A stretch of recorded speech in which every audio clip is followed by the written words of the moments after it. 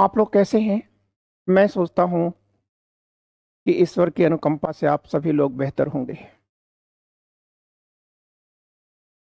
देखिए, आपको अपने लाइफ से थकना शब्द हटा देना चाहिए, क्योंकि कर्मयोगी थकता नहीं है। हाँ, आपको मुझसे एक शिकायत होगी कि मेरे वीडियोस आपके बीच में टाइम पर नहीं जा पाते। जल्दी हो जाएंगे। क्लियर? और ये जा क्यों नहीं पाते, उसके पीछे मेरा लॉजिक है। लॉजिक ये है कि हम जिस टॉपिक को, जिस आर्टिकल को लेते हैं, उस आर्टिकल को कंप्लीट पढ़ना पड़ता है। आप कहेंगे कि दूसरा भी करता है, वो भी तो इंसान है, लेकिन मैं थोड़ा अलग करता हूं। जैसे फॉर एग्जाम्पल के लिए मैं आपको दिखाना चाहूंगा कि आप देख सकते हैं, ये पढ़ने के बाद इस पर जो क्वेश्चंस निकाले जाते हैं, ठीक है, और ये अल्टरनेट्स बनाए जाते हैं, ये थोड़ा टिपिकल वर्क होता है। इसके बाद मेंस के लिए इस पर जो अलग तरीके से क्वेश्चंस लिखे जा रहे हैं मेरे द्वारा, वो टाइम टेकिंग होते हैं। वैसे मैं सोचता हूँ कि आपको एक दिन बाद ही मिल जाए, ठीक है, लेकिन यदि वो बढ़िया मिलता है जिससे आपकी तस्वीर और तकदीर दोनों में बदलाव आ जाए, तो मैं सोचता हूँ कि आपको कोई शिकवा नहीं होनी चाहिए। ठीक है। अब देखिए, क्योंकि हमारे पास समय कम है और समय कम होने के नाते हम टू द पॉइंट आना चाहते हैं। आइए हम चलते हैं आज के अपने फर्स्ट आर्टिकल की तरफ। तो अगर हम फर्स्ट आर्टिकल को देखें, तो हमारा फर्स्ट आर्टिकल आपको विचलित कर रहा है। विचलित इस सेंस में कर रहा है कि आपको सोचने के लिए विवश कर रहा है। ठीक है। क्या ग्लोबल वार्मिंग की तरफ ले जा रहा है, आपको सचेत कर रहा है। क्या सचेत कर रहा है? कि कहीं इतिहास दोहराएगा तो नहीं। क्या वास्तव में जो हमारे ध्रुवों पर या पोल्स पर जो बर्फ हैं, आइस हैं, जो पहाड़ों पर आइस जमा है, क्या वह इतिहास के पन्नों की बातें हो जाएंगी? क्लियर? तो जब ग्लेशियर मरेगा, तो क्या नदियां नहीं सूखेंगी? और नदियां अगर सूखें, तो जस्ट उल्टा होगा, समुद्रों का लेवल बहुत बढ़ेगा। और जब समुद्रों का लेवल बहुत बढ़ेगा, तो याद रखना कि मैंने बचपन में सुना था, मुझे याद तो नहीं है, लेकिन मैंने सुना था, शायद जयशंकर प्रसाद की रचना है, कि बैठ शिला के शीतल छांव, एक पुरुष भीगे नैनों से देख रहा था प्रलय प्रवाह, जलमग्न होती हुई दुनिया को देख रहा था। क्लियर? बार बार आपको समझाया जा रहा है, हमें समझाया जा रहा है, लेकिन हम हैं कि मानते नहीं हैं। क्लियर? तो आज द हिंदू में के.एम. सेठी ने इस पर लिखा है। क्या लिखा है, जरा आप इसे देखिए। कहता है लॉस्ट कॉन्टिनेंट। लॉस्ट कॉन्टिनेंट का मतलब आप क्या समझ रहे हैं? ठीक है। तो लास्ट कॉन्टिनेंट में, ये अगर आप ये पृथ्वी को मान लें, ये पृथ्वी हो गई, आपकी अर्थ हो गई, तो ये भी तो एक कॉन्टिनेंट है। ये भी तो एक कॉन्टिनेंट है ये। ठीक है। बस फर्क ये है, ये आर्कटिक है, ये अंटार्कटिका है, लेकिन समता ये है कि दोनों पर आइस है। क्लियर? लेकिन फिर इसी बात पर वो कह रहे हैं कि the last continent must remain Palestine wilderness. जो अंतिम महाद्वीप है, कृपया उसे, उस बियाबान को या उस जंगल को, ठीक है, निर्मल तो रहने दीजिए। ठीक है, बात आप समझिए कितनी भावनात्मक वो कह रहा है। ठीक है, हमसे पूछ रहे हैं ये। ठीक है, फिर से आप समझ लीजिए कि वो ये कह रहे हैं कि भाई कम से जो आप जिस कॉन्टिनेंट में रह रहे हो वहां तो आप कुछ सब कुछ कर ही रहे हो, जो नहीं करना है वो तो कर ही रहे हो, लेकिन यार थोड़ा तरस खाओ हमारे आने वाली पीढ़ियों के लिए। ठीक है, कम से कम इन अंतिम कंटेंट को तो पॉल्यूट मत करो, प्रदूषित मत करो। ठीक है, उसे निर्मल तो बना रहने दो। ठीक है, यही चीज इन्होंने यहाँ कहा है। तो मैं सोच रहा हूं कि आप हमारी बात को और इसमें क्या लिखा गया है यह भी आप समझ चुके होंगे। ठीक है, देखिए अब यहां लिखा है कि 46वां अंटार्कटिका कह रहा है 46 है अंटार्कटिका, सॉरी अंटार्कटिक ट्रीटी हो रही है। कहाँ हो रही है? ठीक है, ये कह रहे हैं कोच्चि में हो रही है, केरला में हो रही है। ठीक है, क्लियर? तो अंटार्कटिक ट्रीटी कंसल्टिव मीटिंग, मतलब ATCM 46। ठीक है, अंटार्कटिक ट्रीटी कंसल्टिव मीटिंग, ये 46वीं मीटिंग है। और ये कहाँ हो रही है? हमारे देश के एक प्रांत केरल के एक बंदरगाह नगर पोर्ट सिटी कोच्चि में हो रही है। क्लियर? अब कह रहा है कि इस मीटिंग में कहा क्या जा रहा है। पहली चीज तो यहां पर भी चीजें याद रखिएगा कि इस मीटिंग में का जो शिलान्यास किया था, या आप कह सकते हैं कि इनॉग्रेशन है, वह किरण रिजिजू ने किया था। हमारे मिनिस्टर्स किरण रिजिजू साहब ने किया था। अब कह सकते हैं कि इस समय इसमें यहां किस थीम का प्रयोग किया गया था? थीम थी वसुधैव कुटुंबकम। ठीक है, वसुधैव कुटुंबकम की आवाज के साथ, जय घोष के साथ यह मीटिंग शुरू हुई थी। अब वसुधैव कुटुंबकम एक संस्कृत का फ्रेज है जिसका मतलब है वन अर्थ वन फैमिली। ये पृथ्वी एक है और हम एक परिवार के लोग हैं। भावनात्मक अपील है ये। ठीक है, इसलिए पृथ्वी पर रहने वाले लोगों, अपने परिवार को बचा लो। ठीक है, अब एग्जैक्टली बात हो क्या रही है?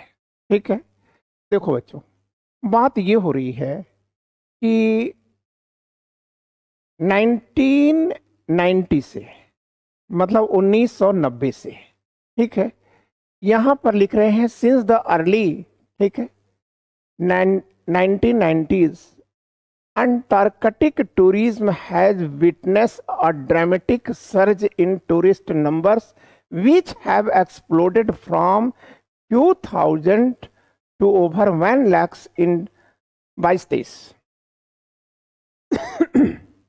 लेखक कह रहा है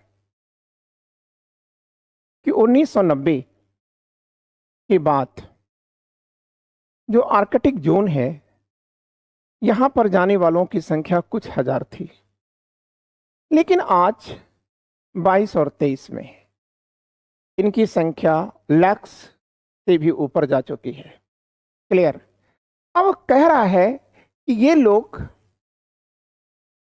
इन लोगों को ले कौन जाता है? पहली बात तो आप याद रखना कि इन लोगों को पहुंचाता कहां है, कौन ले जाता है? तो आप कहेंगे कि एक वर्ल्ड टूर मतलब टूर समझ रहे हो ना? ठीक है, पर्यटक होता है शायद। ठीक है, तो एक जो टूर है, टूर ऑपरेटर है, ठीक है, टूर कहा जाता है, टूर ऑपरेटर, ठीक है। तो वो जो टूर ऑपरेटर्स है उसका नाम है international association of Antarctica tour operators. ठीक है, क्लियर। यही इन लोगों को पहुंचाता है, जैसे हम लोग भी जाते हैं टूर पर ना। ठीक है, तो जिसकी भाई जो औकात है, हमारी औकात जो है, ठीक है, सिविल लाइन तक ही टूर करने की है तो हम वहीं तक करेंगे। ठीक है, अब जिनकी औकात ज्यादा है भाई वो तो साथ पर भी जा रहे हैं। तो ऐसी स्थितियों में ये जो संस्था है यह लोगों को पहुंचा रही है और यह उम्मीद कर रही है कि 2023 और 24 में इनकी संख्या 1 लाख से भी बढ़ जाएगी और लगभग 1.25 लाख के ऊपर पहुंचने की उम्मीद कर रहा है ये। ठीक है, तो फिर कह रहा है, लेकिन कह रहा है कि ये जो लोग जा रहे हैं वहां पर, ठीक है, जो बर्बाद कर रहे हैं वहां जा करके, ये कौन लोग हैं जो बर्बादी की कहानी को लिख रहे हैं। तो कह रहा है कि 2 कंट्री के लोग यहां मैक्सिमम है और ये दोनों ही, एक तो विकसित है और दूसरा अपने आप को विकसित का भी विकसित बताता है और वो है चीन। ठीक है, तो पहला देश है यूएसए और दूसरा है चीन। इनके नागरिक जो है 40% टूरिस्ट के रूप में अंटार्कटिक पर जा रहे हैं। ठीक है, तो ठीक है, प्रॉब्लम क्या है आपको? तो प्रॉब्लम ये है कि लोग यहां पर जाते हैं तो यहां मेनी डेज तक ये लोग वहां पर हॉल्ट कर जाते हैं और चूंकि इनके पास पैसे हैं, अब वो लोग करते क्या हैं, ठीक है, कि वहां पहुंचने के बाद ये शिपिंग करते हैं, वहां मतलब ले लेते हैं, किराए पर ले लेते हैं, स्केटिंग करते हैं, शिपिंग करते हैं और तमाम चीजें करते हैं। इनके व्हीकल भी वहां तक पहुंचा दिए जाते हैं। लेकिन मैं आपको एक बात बताऊं, थोड़ा मैं आपको ले चल रहा हूं विज्ञान की तरफ। ठीक है, तो अगर हम विज्ञान की तरफ चलें, ठीक है, तो आप एक चीज याद रखना। ठीक है, वो क्या चीज याद रखना है आपको? देखो, कोई चीज काली क्यों दिखती है, इस बात को आप समझो। ठीक है, कोई चीज काली क्यों दिखती है? ठीक है, आप सोचो।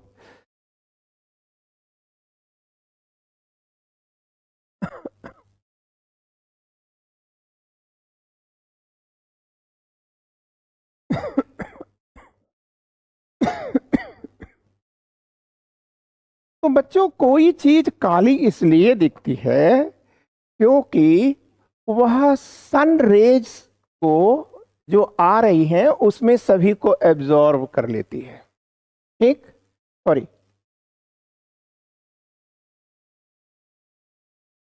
ठीक। अब बात आती है कि कोई चीज सफेद क्यों दिखती है, क्योंकि उसने सन से आने वाली जो रेज होती हैं उसको रिफ्लेक्ट कर देती है, समस्त रेज को। और कोई चीज लाल क्यों दिखता है, क्योंकि वह लाल रेज को ही रिफ्लेक्ट कर रहा है, रेड को ही रिफ्लेक्ट कर रहा है। तो वही जो रिफ्लेक्टेड लाइट है वो हमारी आंख पर पड़ती है, इसलिए वो चीजें हमें उस रंग की दिखती है। ठीक है, तो यहां आप एक चीज बताओ, जब आप आर्कटिक जोन में जा रहे हो ना, तो किसके साथ जा रहे हो? अपने वाहन के साथ भी जा रहे हो और वहां भी वाहन का प्रयोग करते हो। क्लियर? तो ऐसी स्थिति में आप मुझे एक बात बताओ, आर्कटिक जोन क्या है या अंटार्कटिका कैसा है? आइस है। तो आइस सफेद क्यों दिख रही है? ठीक है, आपको समझ में आ गया होगा। लेकिन अगर उस पर हम कार्बन फुटप्रिंटिंग को डाल दें, मतलब कार्बन को वहां पर जम जाए उस आइस पर, मान लो ये आइस है, इस आइस पर क्या करो, ये कार्बन ये चढ़ गया, तो इसका मतलब ये है कि जो सन रेज आ रही है उसको अब रिफ्लेक्ट नहीं करेगी। ठीक है, आप पे तो मतलब रिफ्लेक्ट तो करेगी, एब्जॉर्ब भी करेगी। ठीक है, पहले तो कंप्लीट रिफ्लेक्ट कर रही थी, परावर्तित कर दे रही थी। ठीक है, फेंक देती थी बाहर। लेकिन अब क्या है, अब तो वह एब्जॉर्ब भी करेगी ना। तो जब एब्जॉर्ब करेगी तो यहाँ का टेम्परेचर बढ़ जाएगा, और जब टेम्परेचर बढ़ जाएगा तो आइस मेल्ट कर जाएगी। ठीक है, और याद रखना, अगर ये आइस मेल्ट करी, हमारे ध्रुवों की आइस मेल्ट करी, तो हमारे समुद्रों का लेयर, ठीक है, ये मीटर्स ऊपर उछल जाएगा। ठीक है, और फिर जो आप देख रहे हो ना, ये बम्बई, ये न्यूयॉर्क, ये टोक्यो, ठीक है, तो वहां पर जहां पर शूटिंग चल रही है, तो वहां नहीं हो पाएगा, सब जलमग्न हो जाएंगे। ठीक है, और नदियां जो समुद्रों में गिर रही थी, ठीक है, आप याद रखिएगा कि फिर वह वाटर लॉगिंग हो जाएगी, और वह वाटर लॉगिंग ही दलदल को उत्पन्न कर देगा। और अब आप आइए हम चले इतिहास के पन्नों में, और इंडस वैली सिविलाइजेशन का अंत कैसे हुआ था, यह आप अच्छी तरह से जान गए। ठीक है, क्लियर। तो तमाम ऐसे वहां पर आर्कियोलॉजिस्ट आएंगे, जियोलॉजिस्ट आएंगे, ठीक है, फिजिस्ट आएंगे, भौतिक विज्ञान के विशेषज्ञ आएंगे, वो सब बताएंगे। लेकिन फिलहाल मैं सोचता हूं कि आप इस ऐसे को समझ चुके होंगे। ठीक है, अब इसके बाद इस पर जितने भी क्वेश्चंस बन सकते हैं, ठीक है, वो क्वेश्चन हमने आपके सामने बना के दिखा दिया है। आप बात को समझ गए ना, ये पूरा ऐसे क्या लिख रहा है। ठीक है, क्लियर। अब आओ हम आपको दिखाते हैं और क्वेश्चन आपको कराते हैं। लेकिन थोड़ा सा मैटर ये भी कर लीजिएगा।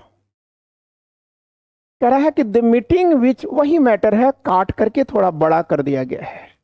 ठीक है, मैटर वही से है, पेपर से ही कटिंग है। फिर कह रहा है कि the meeting which began on May 20 brought together over 400 delegates आए थे यहाँ। ठीक है, 56 कंट्री से आए थे ये। ठीक है, क्लियर। और discuss various issues related to Antarctic region. ठीक है ना, 400 डेलीगेट आए थे, 56 देशों से आए थे, और उन्होंने आर्कटिक रीजन के बारे में बहुत सारी बातें की, जिसमें क्या था कि साइंस के लिए साइंस की पॉलिसीज हैं, फिर गवर्नेंस के लिए है, फिर इन्वायरमेंटल प्रोटेक्शन पर है, फिर टूरिज्म मैनेजमेंट पर भी इन्होंने चर्चा किया कि जो टूरिज्म मैनेज कर रहे हैं वो कैसे टूरिस्ट को भेज रहे हैं। ठीक है, एक तो होता है जैसे रिस्पॉन्सिबल टूरिस्ट। ठीक है, कि कुछ टूरिस्ट जा रहे हैं जो अपनी, भाई ठीक है आप जा रहे हैं, लेकिन जाने के बाद आप अपनी रिस्पॉन्सिबिलिटीज को समझिए कि आपको, ठीक है, यहाँ आने के बाद जो लोग नहीं आ पाए हैं, जो बच्चे जन्म ले रहे हैं, उनके बारे में भी सोचना होगा आपको। फिर कह रहा है कि सिंस द अर्ली 90s। अच्छा, ये तो हमने समझा दिया, ठीक है, ये पहला पैराग्राफ था। ठीक है, लेकिन अब यहां से हमने क्वेश्चन आपसे पूछा। ठीक है, क्वेश्चन पूछा, मैटर वहीं से है, ठीक है, काटा है, काट करके, ठीक है, और यहां ला दिया गया है।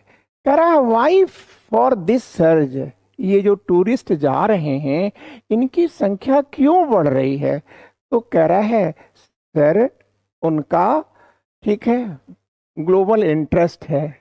ठीक है, विश्व को वो जानना चाह रहे हैं। फिर क्या है, एडवेंचर ट्रेवल करना चाह रहे हैं, वह एक साहसिक यात्राएं करना चाह रहे हैं।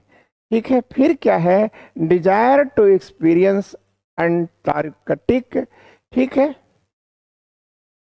यूनिक्स, और उनकी इच्छा है कि वह अंटार्कटिक में जो वाइल्ड एनिमल हैं, जो वहाँ पर कुछ विशेष मॉसेस हैं, प्लांट्स हैं, मतलब प्लांट तो वहाँ होंगे नहीं, मॉसेस होंगी, एल्गीज होंगी, ठीक है, उनके बारे में ये जानना चाह रहे हैं।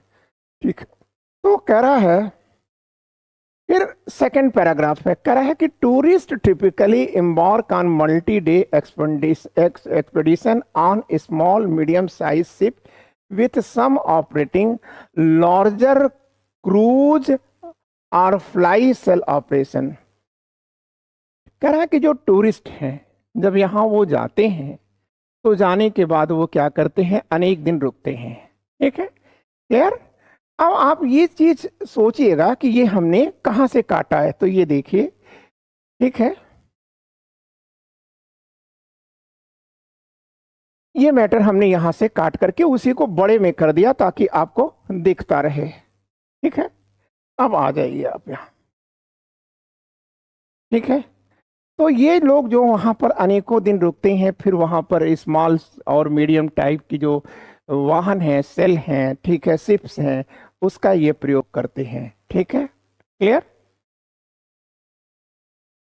और फिर वहां फोटोग्राफी करते हैं। ठीक है, और वो भी फोटोग्राफी इंफ्रारेड कैमरे से करते हैं। ठीक है, क्योंकि सामान्य कैमरे तो वहाँ कार्य करेंगे नहीं। ठीक है फिर माउंटेन पर वहां पर क्लाइंबिंग भी करते हैं, फिर स्कीइंग भी करते हैं यहाँ पर। क्लियर।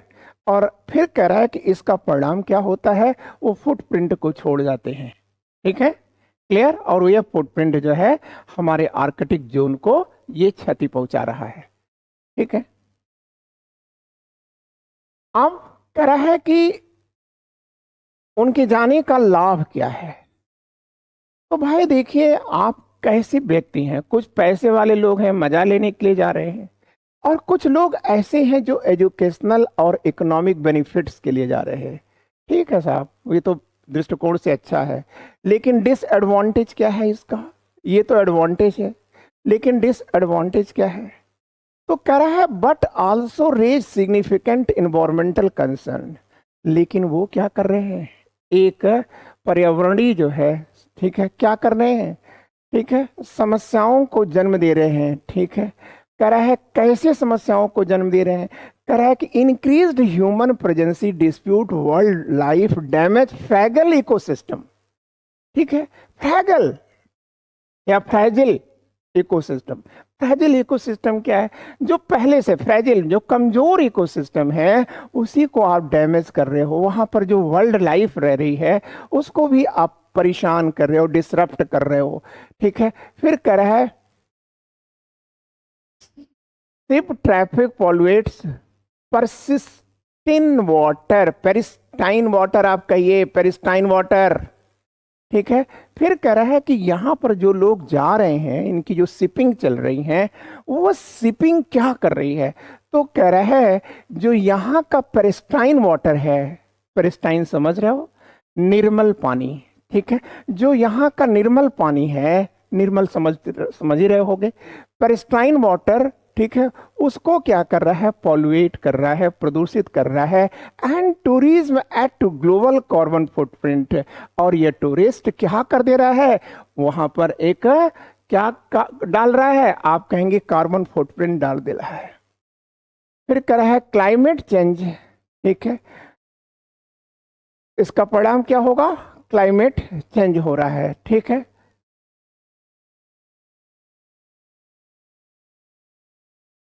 तो इसका समाधान क्या है भाई। तो कह रहा है कि भाई ठीक है आप भेजो, लेकिन आप साइंटिफिक रिसर्च के लिए भेजो। ठीक है, रिस्पॉन्सिबल टूरिस्ट को भेजो। ठीक है, क्लियर। बस आगे, अब यहां पर क्वेश्चन करो आप।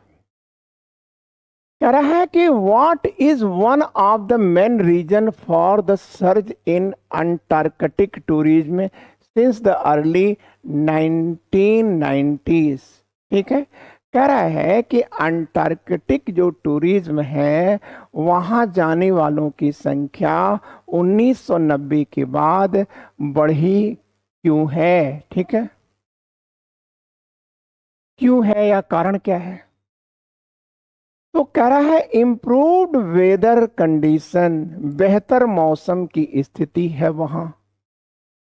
फिर कह रहा है कि increased global interest in adventure travel, साहसिक यात्रा और वैश्विक रुचि में वृद्धि। ठीक है, क्लियर। तो आप याद रखना कि यही इसका आंसर है, वैश्विक रुचि में वृद्धि हो रही है और वो एडवेंचरस जो है टूर करना चाह रहे हैं। ठीक है, इसलिए ठीक है इनकी संख्या बढ़ी है। लागत तो बहुत ही है, वैज्ञानिक अनुसंधान हर टूरिस्ट थोड़ा न कर रहा है, ठीक है भाई। उस पर अध्ययन करने का मतलब ये है कि आपको साइंटिस्ट होना चाहिए, ठीक है। अब अगला पोर्शन देखिए, कह रहा है कि which two countries account for more than 40% of tourist visiting Antarctica. अभी तो हमने बताया था अंटार्कटिका को प्रदूषित करने वाले तो हर देश के लोग हैं, लेकिन 40% लोग केवल 2 देशों से आते हैं। तो कह रहा है कौन वो देश है, तो ये है यूएस और चाइना, ठीक है। अमेरिका, संयुक्त राज्य अमेरिका और चाइना, ठीक है। अगला आइए, कह रहा है कि what are some of the environmental concern associated with rise in Antarctic tourism, ठीक है। कह रहा है कि अंटार्कटिक पर्यटन में वृद्धि से जुड़ी कुछ पर्यावरणीय चिंताएं क्या हैं, ठीक है। मतलब what are some environmental concerns associated with the rise in, ठीक है। ये जो टूरिज्म कर रहे हैं उससे क्या समस्याएं, क्या चिंता बढ़ रही है आपकी। तो कह रहा है कि इंक्रीज एजुकेशनल अपॉर्चुनिटीज, क्या आपकी शैक्षणिक अवसर में वृद्धि हो रही है। शैक्षणिक अवसरों और स्थानीय बेरोजगार में वृद्धि हो रही है, बिल्कुल नहीं, ठीक है। फिर कह रहा है डिसरप्शन ऑफ वाइल्ड लाइफ, ठीक है। क्या वाइल्ड लाइफ का क्या कर रहे हैं आप, विघटन कर रहे हैं आप, ठीक है। फिर कह रहा है डैमेज ऑफ फ्रेजिल इकोसिस्टम, ठीक है। कमजोर इकोसिस्टम को आप ध्वस्त कर रहे हैं, ठीक है। एंड पॉल्यूट, और उसे पॉल्यूट भी कर रहे हैं, यस सर यही है, ठीक है। आप वहां पर जो जा रहे हैं, ठीक है, टूरिस्ट के रूप में, वो एक नई समस्या को उत्पन्न कर दे रहा है, एक नई चिंता को उत्पन्न कर रहा है। वो क्या कि आप यहाँ जा करके, ठीक है, यहाँ के जो जीव हैं उनको बर्बाद कर रहे हैं, जो इकोसिस्टम है उसको आप बर्बाद कर रहे हैं, और वहाँ के पूरे क्षेत्र को आप पॉल्यूट कर रहे हैं, ठीक। अब कह रहा है कि what is the primary focus of the Antarctic treaty that came into force 1961, ठीक है। कह रहा है कि अंटार्कटिक जो ट्रीटी है जो 1961 में आई, वह किस पर महत्व देती है या किस पर बल देती है, ठीक है। तो आप कहोगे कि sir peaceful use and scientific research.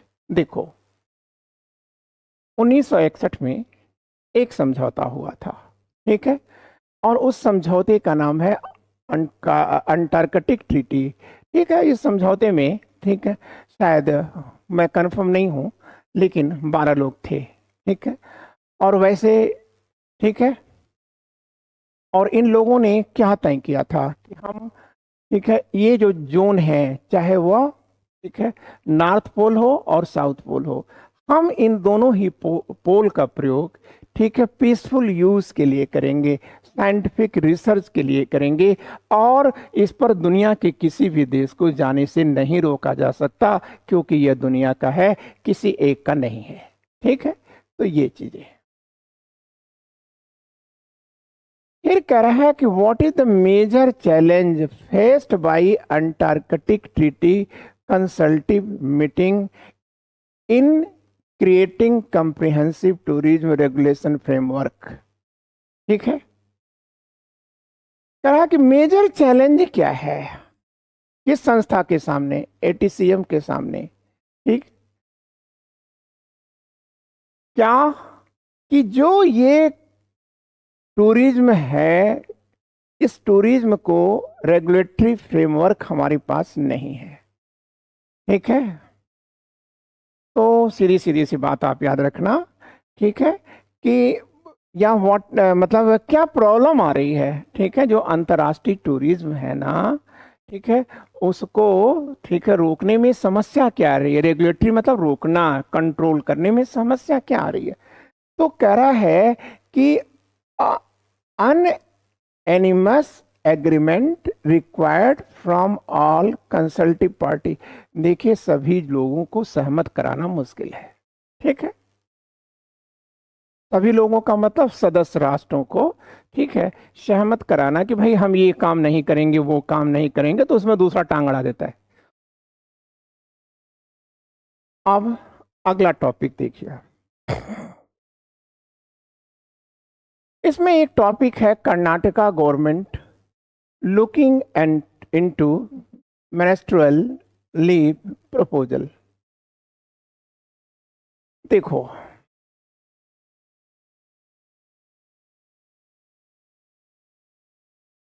ये तो एक बायोलॉजिकल सत्य है कि लड़कियों में पीरियड्स आते हैं, महिलाओं में पीरियड्स आते हैं, ठीक है। और ये पीरियड्स एग्जैक्टली 2 या 3 दिन तक रहते हैं। और इस पीरियड की एक खास बात ये होती है, ठीक है, पीरियड है क्या, तो आप कहेंगे ब्रेक ऑफ ओवा है, ठीक है। क्लियर, क्लियर ना। अगर ये पीरियड्स नहीं आ रहा है तो इसका मतलब है कि लेडी कॉन्सीव है। तो आप याद रखिएगा, ये हमारे लिए, हमारी सृजन के लिए बहुत ही आवश्यक चीजें हैं, बहुत इंपॉर्टेंट चीज है। लेकिन अब वो कह रहा है, इसमें लेखक कह रहा है कि एमिड a national debate over making provision for ministerial leave, यह राष्ट्रीय बहस का विषय बन चुका है कि मिनिस्ट्रियल लीव होनी चाहिए या नहीं, ठीक है। तो एग्जैक्टली आप बात को समझो, ठीक है। आप देखो, एग्जैक्टली यह औरतों का एक अधिकार है, ठीक है ना। वो लीव ले सकती हैं, ठीक है। कैसे ले सकती हैं, क्योंकि आर्टिकल 21 उनकी सुरक्षा करता है। हमें जीवन जीने का अधिकार तो है, लेकिन हमें सम्मान के साथ और सुविधा के साथ जीवन जीने का अधिकार है। तो आर्टिकल 21 उनको राइट से देता है। फिर कह रहा है कि it propose to allow a maximum 3 days of paid menstrual leave for menstruating women. और कह रहा है कि लड़कियों को, औरतों को, ठीक है, अगर वह कार्य करती हैं तो 3 दिन की पेड लीव दी जानी चाहिए। अब ये लीव क्यों दे रहे हो भाई, ठीक है। तो एग्जैक्टली ये जो पीरियड्स होते हैं इसमें दर्द होता है, क्लियर। और जो लेडीज की मानसिक स्थिति है वो परिवर्तित होती रहती है, ठीक है। और ये बहुत ही साफ सफाई की चीजें मांगता है, ठीक है। क्यों मांगता है, क्योंकि ओवा टूट चुका होता है, ठीक है। और ओवा टूटने के बाद ब्लडिंग आती है, आर्गन जो होते हैं वो सेंसिटिव होते हैं, और ऐसे समय पर सैनिटेशन और आराम करना ये बहुत जरूरी है, ठीक है। आज भी हमारे देश के अंदर, ठीक है, जो वर्किंग लेडी हैं उनके सामने सबसे बड़ी प्रॉब्लम आती है, ठीक है, कि जिस वर्किंग प्लेस पर हैं वो, वहाँ पर अच्छे बाथरूम नहीं। अच्छे कहने का मतलब ये है कि बाथरूम को, ठीक है, सफाई नहीं है वहाँ। और ऐसी स्थिति में अगर वो गंदे बाथरूम में जाती है, ठीक है, तो वह जो है इन्फेक्ट हो सकती हैं, ठीक है, क्लियर। तो अब उन्होंने कहा कि भाई ठीक है, आप अपनी सुविधा के अनुसार आप कार्य करिए, ठीक है। आज भी आप याद रखिएगा, भारत में, ठीक है, जो पैट्स होते हैं, पैट्स, सभी लोग बड़े हो चुके हैं, सभी लोग समझ रहे हैं, जो पैट्स होते हैं ये पैट्स जो है बहुत महंगे बनाए जाते हैं। फिलहाल जो सामान्य कमाई का आदमी है, जिसके घर में 2 4 5 महिलाएं हैं, ठीक है, वह पैड्स का यूज नहीं कर पाता। तो ऐसी स्थिति में लेडीज करती क्या है? ठीक है, पहली चीज कि इसे छिपाया जाता है, औरतें उसे छिपाए रखती, हमारी ग्रामीण महिलाएं तो बिल्कुल पता भी नहीं चलने देती। ठीक है, तो ऐसी स्थितियों में वो करती क्या है कि जो घर के अंदर जो बेकार कपड़े पड़े होते हैं, उस कपड़े का वो यूज में ले लेती हैं। लेकिन आप याद रखिएगा, ये बहुत बुरी चीज है, ये बहुत बड़ी अज्ञानता है, क्योंकि अगर उसकी चपेट में आ गई, ठीक है, तो तमाम डिजीजेज हो सकती हैं, जिसकी मार को वह अपने जीवन भर सहने के लिए विवश हो जाती हैं। ठीक है, अब अगर हम आपसे ये कह दें कि यदि कोई लेडी पीरियड्स में है और आप उससे कार्य की उम्मीद करते हैं या कार्य कराना चाहते हैं, तो उपयुक्त नहीं है। ए टाइप ऑफ आप कह सकते हैं हिंसा है वो। ठीक है, उसे कंप्लीट रेस्ट चाहिए। ठीक है, और एशिया में जापान की बातें करें और यूरोप में दुनिया का पहला देश है स्पेन, जहां पर उसने अपनी महिलाओं को ये चीज दिया है, छुट्टी दिया है। वो अलग की बात है कि जापान जैसा देश, ठीक है, वहाँ की महिलाएं, ठीक है, या तो उनकी बॉडी फिटनेस है, या आप कह सकती हैं कि जापान बहुत डेवलप्ड है।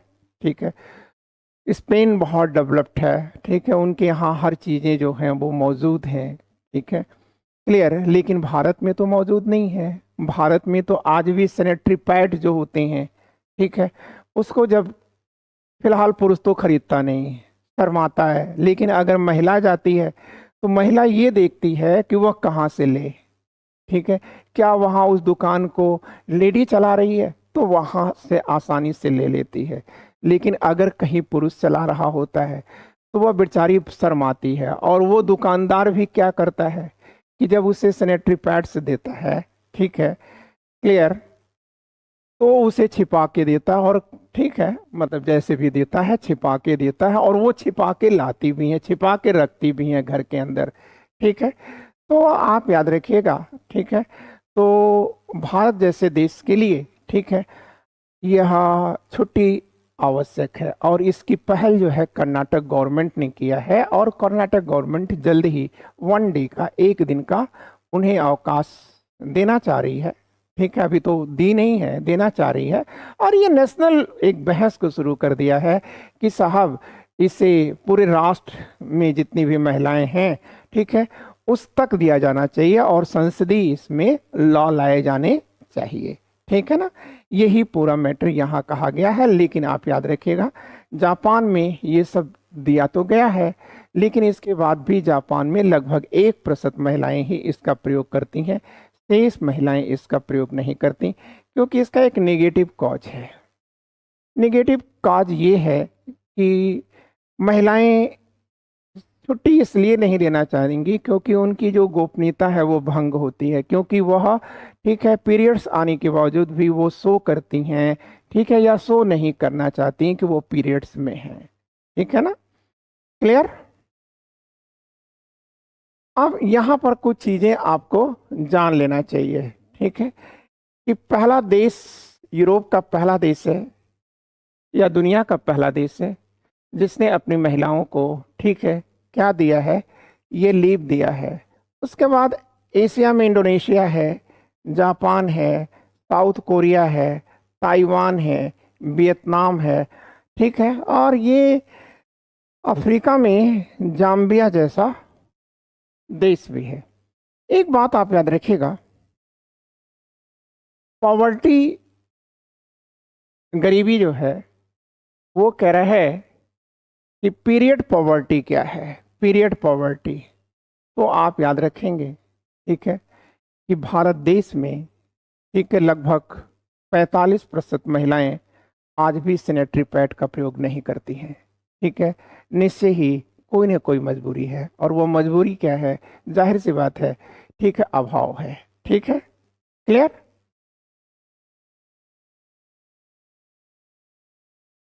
अब यहां आप देखिए कुछ चीजें हैं।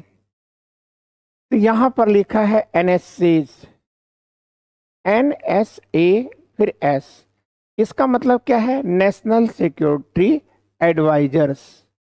ठीक है, national security advisers of India US review progress on ICET. ठीक है, साइलेंट ऑन, ठीक है, पन्नन इन्वेस्टिगेशन। क्लियर? अब यहां पर आपको ये देखना है कि ये जो बंदा है ये है जैक सुलिवान। ठीक है, और ये क्या है? यूएसए के एनएसए हैं, नेशनल सिक्योरिटी एडवाइजर्स हैं। ये हमारे प्रधानमंत्री श्रीमान मोदी जी से यह मुलाकात कर रहे हैं। ठीक है, अब ये मुलाकात क्यों कर रहे हैं? ठीक है, तो आप याद रखिएगा। ठीक है, आज यूएस भारत की तरफ बहुत ही ललचाई नजरों से देख रहा है।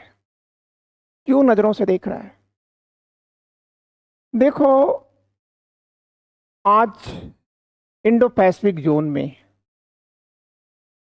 ठीक है, हिंद प्रशांत महासागर का जो क्षेत्र है उसमें चीन की जिस प्रकार से दादागिरी बढ़ रही है, चीन जिस तरह से लिथियम और सिलिकॉन के भंडारों पर दुनिया का कब्जा करता जा रहा है, ठीक है, उसमें निश्चय ही अमेरिका को एक साथी की आवश्यकता है। और वो साथी कौन बन सकता है? तो आप कह सकते हैं इंडिया बन सकता है। ठीक है, इसलिए ये सुलेमान साहब एनएसए यूएस ये यहाँ आए हुए हैं। ठीक है, और एक चीज करना चाहते हैं कि भारत और अमेरिका दोनों मिलकर के कुछ क्षेत्रों में, ठीक है, साथ साथ कार्य करें। ठीक है, क्लियर? कहाँ पर साथ साथ आपको काम करना है? तो कह रहे हैं कि सेमीकंडक्टर के रूप में काम करना है। ठीक है, इसके बाद जो है मिलिट्री के क्षेत्र में आपको कार्य करना है। ठीक है, इलेक्ट्रिक व्हीकल के क्षेत्र में आपको कार्य करना है। क्रिटिकल या आर्टिफिशियल इंटेलिजेंसिया के में मिल के काम करना है।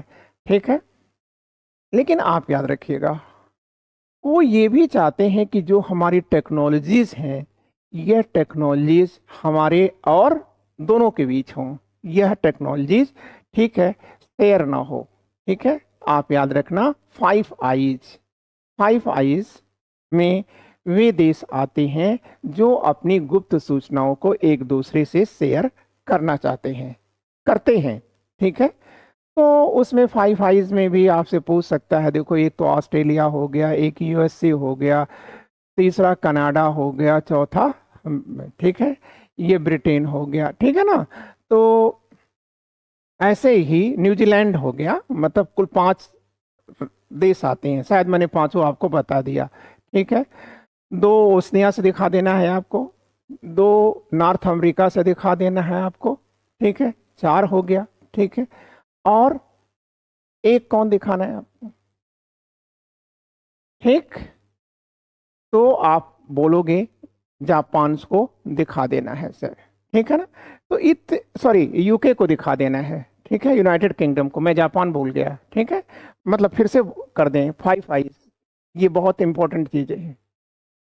तो 5 आईज में एक तो यूके हो गया, दूसरा यूएस हो गया, तीसरा कनाडा हो गया, चौथा ऑस्ट्रेलिया हो गया, और 5वां न्यूजीलैंड हो गया। ये 5 आई जो हैं, ठीक है, 5 कंट्रीज हैं। ठीक है, और यह, ठीक है, अपनी सूचनाओं को एक दूसरे तक ट्रांसफर करते रहते हैं, गुप्त सूचनाओं को एक दूसरे को ट्रांसफर करते रहते हैं। तो जो हमारे एनएसएस हैं, इन एनएसएस के मिलने के पीछे, ठीक है, ये भी एक रीजन है कि हम एक ऐसी प्रक्रिया को डेवलप करें। लेकिन आगे कह रहा है कि जो पन्नून है इसके मामले में वो दोनों चुप रहे हैं। अब एग्जैक्टली ये है कौन? तो ये कनाडा में रहने वाला एक खालिस्तानी है, ठीक है, जो भारत में जो पंजाब है या सिख जो क्षेत्र है, इसी को अलग करके एक देश में बदलना चाहते हैं, खालिस्तानी है। तो ये सब अलगाववादी लोग हैं। तो उसमें क्या हो रहा है कि एक बंदा गिरफ्तार हुआ है, ठीक है, जो भारतीय है और जिसको मिस्टर गुप्ता के नाम से यहाँ लिखा गया है। वो कह रहा है 52 साल की आयु का है और इसे जो है चेकोस्लोवाकिया से गिरफ्तार किया गया है। और ठीक है, जब इसे चेकोस्लोवाकिया से गिरफ्तार किया गया तो गुप्त सूचनाएं ये थी कि वह पन्नन की हत्या करने के लिए, ठीक है, ओटावा जा रहा था। क्लियर? लेकिन इस पर इन्होंने कोई चर्चा नहीं किया। हाँ, भारत सरकार ने, ठीक है, इस पर एक जांच, ठीक है, बैठा दिया है। क्लियर? अब आगे हम चलते हैं। इस पर कुछ क्वेश्चन आपके सामने हैं, ठीक है। मेन मैटर आपका यहां आता है, ठीक है। तो आपसे पूछ रहा है कि what is India's planning to purchase from the US as a part of defence stock. Clear? आखिर एनएसए क्यों वार्ता यहां आए, ठीक है। तो कह रहा है कि रक्षा वार्ता के तहत भारत अमेरिका से क्या खरीदने की योजना बना रहा है। भाई F-16 तो है ही है भारत के पास, तो उस पर तो कोई योजना बनाना नहीं है, ठीक है। ये MQ-9B अनमैन्ड एरियल व्हीकल, आप ये क्या है? तो आप कह सकते हो कि सर ये एक ड्रोन है, ठीक है, मानव रहित ड्रोन है। और इस ड्रोन का प्रयोग हम कहाँ कर सकते हैं? अपनी सीमाओं की चौकसी के लिए कर सकते हैं, ठीक है। और ठीक है, टेबलेशन के लिए भी कर सकते हैं, मतलब आप कह सकते हैं टोपोग्राफी के लिए भी, मैपिंग के लिए भी इसका प्रयोग कर सकते हैं। Thank you. ये हो गया आपका, ठीक है ना। अब ये देखो, कह रहा है कि which company is partnering with India from 3D technology in semi conductor sector.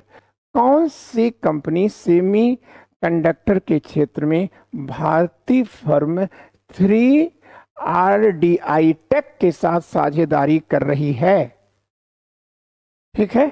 कौन सी कंपनी है? तो कह रहा है कि ये अमेरिका की एक कंपनी है, जनरल एटॉमिक्स, ठीक है। सेमीकंडक्टर के लिए ये भारत की ये कंपनी है, ठीक है, जिसके साथ क्या कर रही है? समझौता कर रही है। फिर कह रहा है which two reasons are mentioned for co investing in lithium and rare earth projects, ठीक है। मतलब लिथियम और अन्य दुर्लभ, ठीक है, परियोजनाओं में सहनिवेश के लिए किन दो क्षेत्रों का चयन किया गया है, ठीक है। तो जाहिर सी बात है कि लिथियम और जो अन्य रेयर्स मटेरियल्स हैं उसके लिए, ठीक है, ये दो क्षेत्र हमारे सामने हैं। African Australia, south American Africa, ये है साउथ अमेरिका एंड अफ्रीका। अब हम आगे चलते हैं। कह रहा है कि where was Indian national mister Gupta arrested. ये देखिए चेकोस्लोवाकिया लिखा गया है, अभी हमने आपको बता दिया, ठीक है। फिर अगला जो टॉपिक है वो कह रहा है न्यू डायनेमिक्स। न्यू डायनेमिक्स मतलब नई गतिशीलता। ये नई गतिशीलता किसके बारे में क्या कह रहा है? ये तो ये G7 के बारे में कह रहा है। G7 का मतलब ग्रुप 7। ये ग्रुप 7 है क्या? ठीक है, क्लियर। आइए हम आपको यहां बेहतर तरीके से समझाते हैं, ठीक है। ये ग्रुप 7 क्या है? तो भाई देखो, ग्रुप 7 में ग्रुप किसका है? आप कहोगे 7 देशों का ग्रुप है। और ये 7 देश कौन है? तो आप कहेंगे कि दुनिया के, ठीक है, 10% पॉपुलेशन को रखते हैं और दुनिया के कुल जीडीपी का 46% इन्हीं के पास है भाई, ठीक है। और दुनिया के कुल नेट वेल्थ का 60% हिस्सा इन्हीं के पास है। ठीक है, तो यह दुनिया के विकसित देश हैं। ठीक है ना, इनसे एडवांस फिलहाल कोई नहीं है। तो फिलहाल इस ग्रुप 7 में कौन कौन आते हैं, ठीक है, और ये कब बनता है ये संगठन? तो आप याद रखना कि ये जो 7 आते हैं उसमें आप ऐसे करो, 2 कर लो, फर्स्ट में 2 कर लो नॉर्थ अमेरिका से। ठीक है, नॉर्थ अमेरिका से 2 देश कौन आ जाएंगे? एक तो यूएस आ गया, दूसरा कनाडा आ गया। फिर यूरोप से कर लो 4 कंट्रीज। ठीक है, कौन आएगा? एक तो यूके आ गया, यूके का पड़ोसी फ्रांस आ गया, ये सब बहुत डेवलप्ड है। कि फ्रांस का पड़ोसी जर्मनी आ गया, फिर इसके बाद इटली आ गया। तो 4 ये हो गए और 2 ये हो गए, 6 हो गया। एक एशिया से आता है, जापान। ठीक है, ये 7 देशों का जो ग्रुप है वह ग्रुप 7 है। ठीक है, लेकिन आप याद रखना, ठीक है, 1997 में 1997 में यह ग्रुप 8 में बदल गया था। क्यों बदल गया था? क्योंकि इसमें रूस भी शामिल हो गया था। लेकिन रूस को 2014 में निकाल बाहर किया गया, फेंक दिया गया निकाल करके। क्यों फेंक दिया गया? क्योंकि इसने यूक्रेन से क्रीमिया को छीन लिया था। ठीक है, क्लियर? तो इस प्रकार से आज भी यह ग्रुप 7 है। ठीक है, अब एग्जैक्टली जो ग्रुप 7 है ना, ठीक है, ये वेस्टर्न थॉट पर आधारित है। ठीक है, और ईस्ट और वेस्ट की बात करते हैं लोग, बहुत ही इनके अंदर जो है वाद चलता है, ईज में चलता है। ठीक है, यही कारण है। ठीक है, अच्छा अभी बताते हैं आपको, थोड़ा एक चीज आप और याद रखिएगा, ये जो ग्रुप 7 है इसकी स्थापना 1973 में की गई थी। क्लियर? जब ऑयल क्राइसिस चल रही थी तब। ठीक है, तो 1973 में इसकी स्थापना की गई थी और इसमें केवल तब 6 देश थे। ठीक है, लेकिन 1976 में इसके अंदर कनाडा शामिल हो जाता है। ठीक है ना, इस प्रकार से इनकी संख्या ये 7 है। ठीक है, अब अगर आपसे पूछा जाए कि ग्रुप 7 क्या है, तो आप कहना है कि सर वर्ल्ड टॉप, ठीक है, एक इकोनॉमिकल एंड पॉलिटिकल फोरम है। ठीक है, इकोनॉमिकल, आर्थिक और राजनीतिक फोरम, मंच है सर। क्लियर? लेकिन अब यहां पर देखिए, आज ये ग्रुप 7 काफी उदास है, काफी थका थका सा है। ठीक है, क्यों थका है? ठीक है, तो आप याद रखिएगा कि सर जो कोविड, यहां देखो लिखा है, हमने यहां पर रेड कर रखा है, जो कोविड-19 आया ना, उस कोविड-19 के कारण इनकी अर्थव्यवस्थाएं जो हैं काफी प्रभावित है। इसके साथ साथ इनको दूसरी बड़ी चुनौती दे रहा है चीन। ठीक है, क्लियर? क्योंकि चीन सेमीकंडक्टर अगर आपको लेना है तो सेमीकंडक्टर आप कहां से लेंगे? मान लीजिए कि आप ईवी बनाना चाहते हैं। ठीक है, बिजली से चलने वाली इलेक्ट्रिकल व्हीकल बनाना चाहते हैं, तो इलेक्ट्रिकल व्हीकल तभी आप बना पाएंगे जब आपके पास लिथियम हो। ठीक है, और चीन ने, जब हम सो रहे थे उस समय चीन ने क्या किया था कि दुनिया के जो अन्य देश थे ना, उन अन्य देशों से, उस देशों के जो लिथियम के मतलब भंडार हैं, माइंस हैं, उनको उसने खरीद लिया था। ठीक है, आज भारत और यूएसए अफ्रीका में फ्यूज कर रहा है, जबकि अफ्रीका में चाइना बहुत पहले से ही वहां की माइंस को, अनेकों माइंस को खरीद चुका है। ठीक है, तो अब ऐसी स्थिति में आपके लिए बड़ी मुश्किलें आ रही हैं। ठीक है, फिर इसके बाद, ठीक है, जब ये G7 की बैठक, ठीक है, इतना मैटर आप समझ गए ना। तो अब आओ देखो इसमें क्या कह रहा है, ठीक है। तो कह रहा है कि ये बैठक हो कहाँ रही है, तो ये बैठक हो रही है अपूलिया में हो रही है। ये हमने, एक मिनट हटाते हैं, फिर आपको बताते हैं पूरा मैटर।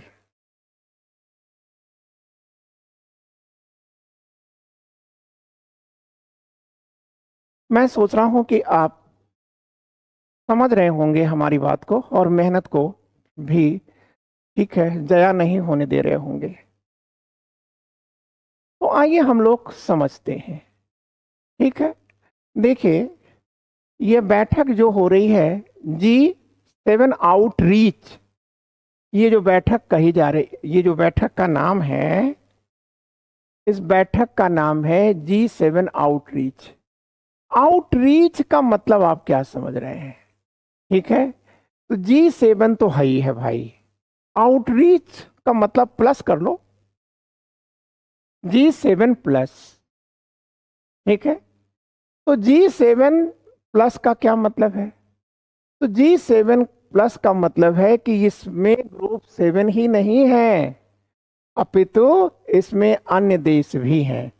कौन कौन से देश हैं इसके अंदर, तो कह रहा है कि इसके अंदर जो देश हैं वह है ग्लोबल साउथ कंट्रीज, ब्रिक्स के मेंबर हैं। क्लियर, क्लियर ना, जिसमें इंडिया भी है, ठीक है, अरब भी है, ठीक है।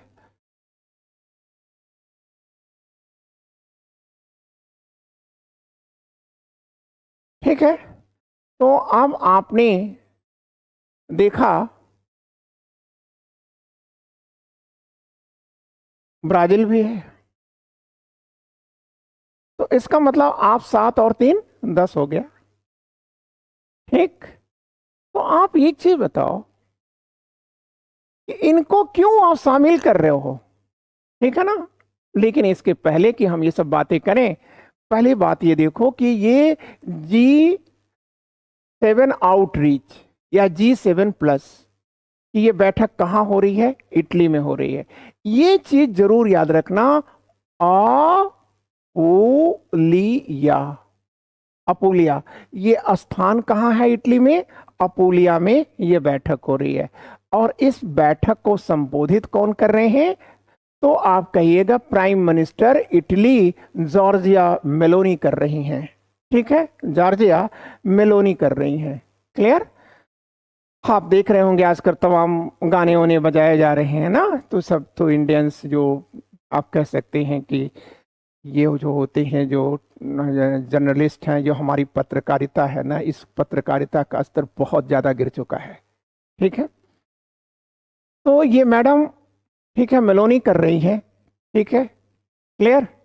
अब जैसे फॉर एक एग्जांपल मैंने आपसे कहा, तो उसमें अभी मैंने देखा था, खुद मैंने अपनी आंखों से पढ़ा, ठीक है, कि प्रधानमंत्री मोदी जी जब उनसे मिले, मेलोनिया से मिले, तो मेलोनिया उनसे कह रही थी कि तुम बनारस से आए हो, बनारस के सांसद हो, क्या तुम मेरे लिए कोई साड़ी भी नहीं लाए, ठीक है।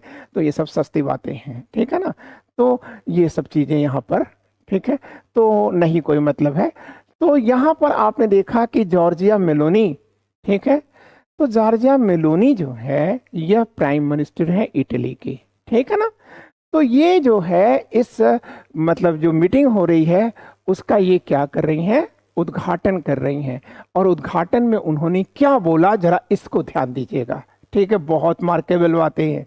मैडम बोल क्या रही हैं कि भाई वो ट्रॉप को छोड़ दो, वो चलन को छोड़ दो, ट्रॉप मतलब चलन, ठीक है। तो कह रहे हैं कि आप उस ट्रॉप को छोड़ दो कि बेस्ट वर्सेस रेस्ट, ठीक है। पहले ये लोग करते क्या थे, ठीक है, अगड़ा देश, पश्चिमी देश, पूर्वी देश, उत्तर और दक्षिण में जो बड़ा विवाद उत्पन्न करते थे, कह रही हैं मैडम, कह रही हैं कि भाई उसे छोड़ दो, वो कल का ट्रॉप था, ट्रॉप मतलब ओल्ड ट्रॉप, ओल्ड ट्रॉप का मतलब जो पहले से प्रचलन में चल रही थी प्रथाएं, उसको छोड़ो और ये करो, ठीक है, बेस्ट वर्सेस रेस्ट की बातें आप छोड़ दो, ठीक है। वास्तव में मैडम का ये सेंटिमेंट क्यों है? क्यों मैडम बोल रही हैं ये सब बातें? मैडम आखिर कर क्यों रही हैं भाई? करने के पीछे उनका लॉजिक क्या है? ठीक है, क्योंकि मैडम ये 7 को संबोधित नहीं कर रही हैं, अपितु इन 7 के अतिरिक्त जो आउटरीच हैं, ये जो 3 आउटरीच हैं, ठीक है, इनको सहला रही हैं, इनकी भावनाओं को सहला रही हैं। क्यों? ठीक है, क्योंकि ब्रिक्स एक बहुत बड़ी चुनौती बनता जा रहा है डॉलर के लिए। ठीक है, डॉलर के लिए एक बड़ी चुनौती बनता जा रहा है। भारत क्या इसका मेंबर है? तो जब भारत मेंबर ही नहीं है तो भारत को इनवाइट ही क्यों बना रहे हो भाई? ठीक है, क्लियर? तो याद रखना, ठीक है, ये इनका संगठन आज भी भेदभाव परक है, क्योंकि इनमें जो 7 देश है ना, इनमें 7 देशों में 4 देशों की जो इकॉनमी है उससे बड़ी इकॉनमी है इंडिया की। क्लियर? तो अब आप ये कहोगे कि सर इसलिए भारत को नहीं बुलाया जा रहा है कि भारत ही इस ग्रुप के 4 देशों से बड़ी इकॉनमी रखता है, ठीक है, बल्कि इसलिए बनाया जा रहा है कि वह ब्रिक्स का मेंबर है। ठीक है, लेकिन एक बात आप याद रखना, ठीक है, इसके बाद भी आपको सीखना है। ठीक है, क्लियर? और किस लिए महत्व दिया जा रहा है? क्योंकि भारत एक बड़ी बाजार है। और क्यों महत्व दिया जा रहा है? क्योंकि चाइना का काउंटर पार्ट करने के लिए भारत ही सक्षम है। क्योंकि आज रूस और चाइना ये दोनों सहोदर बन चुके हैं, आपस में भाई भाई बन चुके हैं, और ऐसी स्थितियों में हमें इससे निपटना होगा, और उस निपटने में इंडिया ही बड़ा सहायक बनेगा। इसका मतलब, ठीक है, हमारे यहाँ छुरी रख करके काम की जा रही है। ठीक, अब हमने कहा कि हमारे ऊपर छुरी रख के काम की जा रही है, क्यों ऐसा है? क्या हुआ है यूक्रेन को? क्यों रूस और यूक्रेन का युद्ध चल रहा है? ठीक है, तो आप कहेंगे कि सर यूक्रेन की बस एक ही खता थी सर, क्योंकि वो नाटो का मेंबर बनना चाह रहा था। और भारत क्या कर रहा है? भारत बार बार इनवाइटी बन करके अपने, ठीक है, ऑल वेदर सभी मौसम के लिए जो सक्षम दोस्त रहा है रूस, उसको शायद चिढ़ा रहा है, और चीन की नीतियों को एग्रेसिव बना रहा है। क्यों कर रहा है? जाहिर सी बात है कि चीन के विरोध में ही तो यह बैठक है। चीन को रोकने के लिए तो बात हो रही है। आपने इस पूरी बैठक में जो एजेंडा बनाया, उस एजेंडे का उद्देश्य क्या है? आप पूरी बहस में आप रूस और चीन ही करते रह गए। आपने अपनी जो घोषणा किया, उस घोषणा में आप क्या कह रहे हो? उस घोषणा में आप इतना कह रहे हो ना, ठीक है, हम रूस के विरुद्ध यूक्रेन को इकोनॉमिकल और मिलिट्री हेल्प करते ही रहेंगे। आप ऐसा कह के कि क्या कर रहे हो? आप ऐसा कर के आप रूस और चीन को चिढ़ा रहे हो। ठीक है, तो याद रखिएगा, भारत के नेताओं को भी चाहिए कि समझदारी के साथ अपना कदम उठाएं, क्योंकि भारत अभी भी 3 ट्रिलियन इकोनॉमी का देश है। चाइना हमसे बहुत आगे है, ठीक है, 17 ट्रिलियन की इकोनॉमी का देश है। आप उसे क्यों नहीं बुला रहे हो? आप भारत को ही क्यों बुला रहे हो? तो इसलिए भारत के नेताओं को, भारत के डिप्लोमेट को सोच विचार करके ही कदम उठाना होगा। ठीक है, आगे चलते हैं। हाँ, एक चीज और पूछ सकता है, मोदी जी यहाँ क्या बोले भैया? ठीक है, कुछ बोले रहो तुम हो तो ये कह देना कि भाई इन्होंने, थोड़ा सा क्षमा चाहूंगा, कभी कभी निकल जाता है जो हमारी लोकल टंग से। ठीक है, तो अब मोदी जी ने क्या कहा? मोदी जी ने यहाँ स्पीच दिया, कहा कि मैं तीसरी बार चुनाव जीत के आ रहा हूं, और यह हमारी डेमोक्रेसी को सिद्ध करता है। हम डेमोक्रेटिक कंट्री हैं, और हमारे यहाँ जो है, ठीक है, मशीनों का यूज, आर्टिफिशियल इंटेलिजेंस का प्रयोग, ठीक है, चुनाव क्षेत्र में किया जाएगा। ठीक है, मतलब तकनीकी की सब उन्होंने बात किया है पूरी। ठीक है, तो इससे ज्यादा वो बोल भी नहीं सकते थे, और ना उनके बोलने का कोई मतलब है। ठीक है, आगे क्वेश्चन करिए, Why did Italy's Prime Minister Giorgia Meloni emphasize stepping away from the West to rest?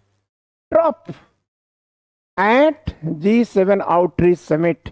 Italy के प्रधानमंत्री जॉर्जियो मेलोनी ने G7 आउटरीच शिखर सम्मेलन में पश्चिम बनाम बाकी ट्रॉप मतलब प्रचलन से दूर जाने पर जोर क्यों दिया? ठीक है, तो यार सीधी सी बात है, क्योंकि ब्रिक्स ये वाला to justify inviting mainly global south countries including, अभी तो मैंने आपको बताया था। ठीक है, ये नारा उन्होंने क्यों दिया? ये जो ब्रिक्स के जो सदस्य आए थे उनको खुशामद करने के लिए। ठीक है, और ये बताना चाह रही हैं कि हमने आपको क्यों बुलाया है, आपका औचित्य क्या है। क्लियर? औचित्य क्या है? बस आप उससे चाहते हो कि आप अलग रहो, और क्या है। तो what reason did Italy choose the host G7 outreach summit? Outreach शिखर सम्मेलन की मेजबानी के लिए इटली ने कहां किया? ये लिखा है अपूलिया, कुछ इसको हाईलाइट कर लेना, अपूलिया। फिर कह रहा है कि which significant global issue did G7 joint communique primarily address without providing constructive plan? G7 संयुक्त विज्ञप्ति में रचनात्मक योजना प्रदान किए बिना मुख्य रूप से किस महत्वपूर्ण वैश्विक मुद्दे को संबोधित किया है? सपोर्ट फॉर यूक्रेन, क्योंकि यहां पर जो एजेंडा बनाया गया उसमें सीधे सीधे आपने एक बात किया है G7 के लोगों ने कि हम यूक्रेन को हर प्रकार से सहयोग करेंगे, लेकिन आपने यह नहीं बताया कि हम इस समस्या का समाधान कैसे करेंगे। मतलब चढ़ जा बेटा सूली पर, ठीक है, यूक्रेन को लड़ाते रहो लड़ाते रहो लड़ाते रहो, ठीक है, यूक्रेन बर्बाद होगा और उसका काउंटर पार्ट करते हुए रूस को भी बर्बाद होना ही होना है। फिर जब ये बर्बाद हो जाएंगे तो हम तो आबाद है ही।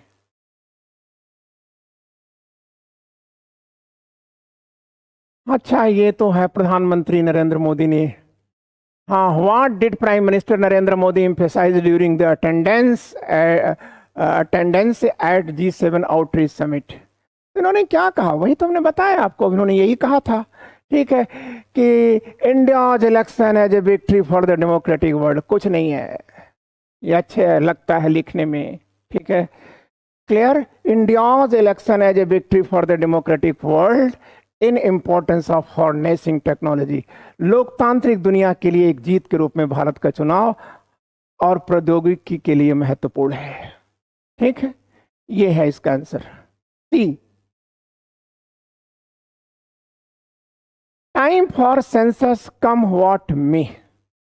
ठीक है, देखो, चाहे कुछ भी हो जाए, चाहे कुछ भी हो जाए, लेकिन यह समय है जो कहता है कि जनगणना होनी चाहिए। ठीक है, कुछ भी हो जाए, लेकिन आवश्यकता इस बात की है कि जनगणना होनी ही चाहिए। ठीक है, क्यों जनगणना की बात कर रहे हैं? तो ये कह रहे हैं कि ये बात बताओ, जनगणना की जरूरत क्यों है? अगर आपने जनगणना नहीं कराई है, ये बीजेपी सरकार पर लिखा गया है, ठीक है, ठीक है तो पॉलिटिकल वेस्ट, लेकिन ये है कि आपके लिए महत्वपूर्ण है। ठीक है, तो बीजेपी सरकार के लिए ये कहा गया कि भाई आप एक बात बताओ, आपको 2021 में जनगणना करानी चाहिए थी। ठीक है, जनगणना करानी चाहिए थी, आपने नहीं कराया और कहा कि भाई हम कोविड से ग्रसित चल रहे हैं। चलो भाई ठीक है, लेकिन तब आपने कहा हम 2022 में करा देंगे। चलिए भाई 2022 में करा लीजिए। 2022 भी बीत गया, फिर 2023 में भी आपने कराना चाहिए था, वो भी बीत गया, और 2024 जब आया तो आपसे उम्मीद की जाती थी कि चुनाव के बाद आप डिक्लेयर कर देंगे जनगणना का। ठीक है, लेकिन सर आपने ऐसा कुछ नहीं कराया। तो जब आप जनगणना ही नहीं करा पा रहे हो, ठीक है, तो आप बताओ आप अपनी जनसंख्या को प्लान में हिस्सा कैसे दोगे? आप एक बात बताओ कि आप महिलाओं को आरक्षण कैसे दोगे? आप ये बताओ कि आप किस आधार पर 5 किलो जो राशन है वो किसको दे रहे हो? किन किसानों को आप सहयोग कर रहे हो? ठीक है, पीएम सम्मान जो किसान वाली योजना है वो किस आधार पे दे रहे हो, या आपकी क्या अन्य प्रोजेक्ट हैं उस पर आप कैसे लागू कर रहे हो? ठीक है, क्लियर? तो एक बात और है, ठीक है, कि डेलिमिटेशन जो कमीशन है, ठीक है, उसका आप गठन कैसे करोगे? महिलाओं को आपने आरक्षण देने की बात किया है, आप उसको किस आधार पे करोगे? ठीक है, आरक्षण की जो बातें हैं, ठीक है, आप उसको कैसे आप रीस्टेब्लिश करोगे? ठीक है, क्लियर? और जाति जनगणना कराए बिना आप जातियों को कैसे सुविधाएं देना चाहते हो? कैसे आप पहचानोगे कि जातियों में कौन पिछड़ा है कौन नहीं है? ठीक है, यही सब चीजें हैं, पॉलिटिकल है, लेकिन आप याद रखिएगा कि इसके पीछे लॉजिक क्या है। प्रधानमंत्री मोदी और उनकी जो बीजेपी पार्टी है वह इसे कब कराना चाहती है?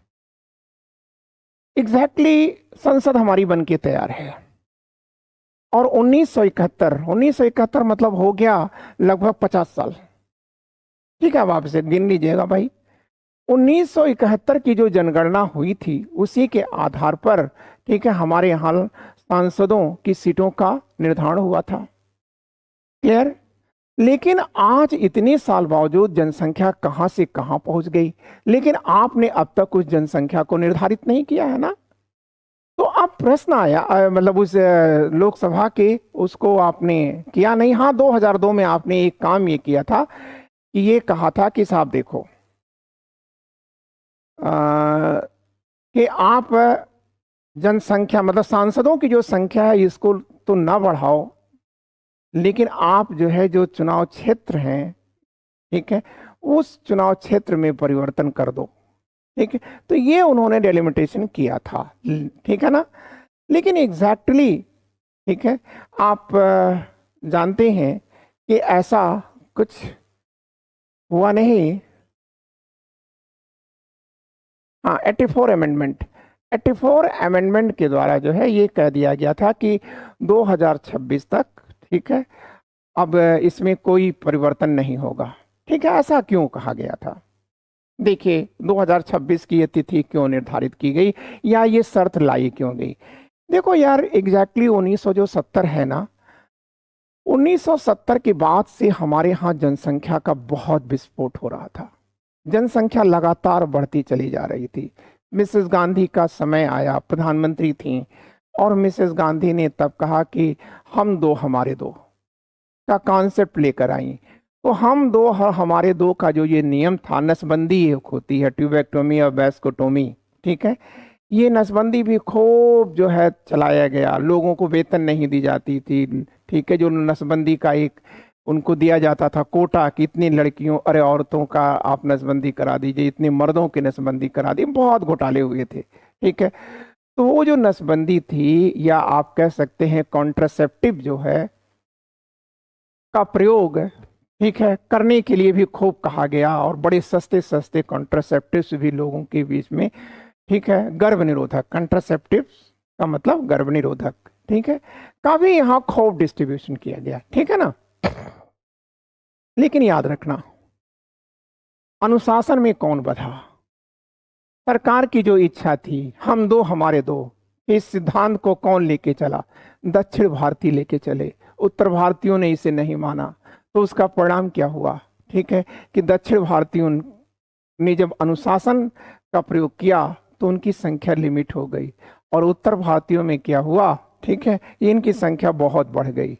तो अब दक्षिण भारतीयों का आरोप है कि जब आप डिलिमिटेशन करोगे, ठीक है, तो ऐसी स्थिति में मतलब सीटों का आरक्षण करोगे या निर्धारण करोगे लोकसभा के लिए, विधानसभाओं के लिए, स्पेशली लोकसभा की बात करिए, तो इसका मतलब यह है कि उत्तर को अपनी अनुशासनहीनता का लाभ मिल जाएगा और हमारे अनुशासन में रहने का ही हमको दंड मिल जाएगा। ठीक है, क्लियर? इसलिए उन्होंने कहा, ठीक है, कि डेलिमिटेशन कमीशन अब नहीं आएगा, अब 2026 के बाद आएगा। ठीक है, लेकिन उस अमेंडमेंट में ये कहा गया है कि 2026 के बाद जो जनगणना होगी, ठीक है, उसी के आधार पर डेलिमिटेशन आयोग बनेगा। ठीक है, ये बात उन्होंने कहा। ठीक है, और जब इन्होंने अभी महिलाओं आरक्षण की बात किया है, वो भी इन्होंने 2026 के बाद टाल दिया है। इसका मतलब आप याद रखिएगा कि अगर बीजेपी की सरकार 2026 से पहले जनगणना कराती तो वो मान्य नहीं होता। ठीक है, इसलिए उसने ये टाल दिया है और 2026 में या 25 में ही करा करके, जनगणना करा करके 2026 में करा करके, और फिर क्या होगा कि हमारी नई सदन के लिए सांसदों की सीट को आरक्षित कर दी जाएगी। ठीक है, क्लियर? तो यही चीज है, यहां पर कहा है महिलाओं को आरक्षण दे दिया जाएगा, जो भी है जिस तरह से भी होगा। ठीक है, और बच्चों इसी के साथ आज का ये हमारा, ठीक है, पोर्शन समाप्त होता है। फिर हम आपसे कल मिलेंगे। Thank you, good day.